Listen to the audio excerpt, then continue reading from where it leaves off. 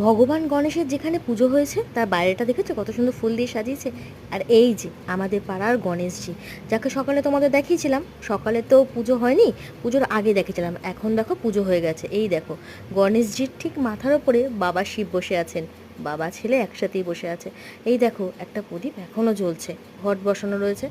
সকালে যেহেতু পুজো হয়েছে, অনেক কিছু সরিয়ে দিয়েছে এখান থেকে, ভালোই করেছে, বাবার জায়গাটা পরিষ্কার ফাঁকাই রয়েছে। আর এই যে আমাদের গণেশজি, এই দেখো তোমাদের ঘরটা দেখিয়ে দিচ্ছি, কি ভালো লাগছে তাই না, আমাদের ছোট্ট গণেশজি। আর হ্যাঁ, আমি তো চলে গেছিলাম, আমাকেও দেখাচ্ছি। আমি ভিডিওটা করছিলাম যেহেতু, তোমাদের সাথে বেশিক্ষণ কথা বলা তো হয়নি, কারণ অফিস ছিল।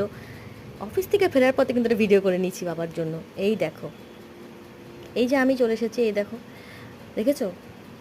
ভিডিওটা করতে করতে ভাবলাম তোমাদের সাথে একটুখানি শেয়ার করে দিই।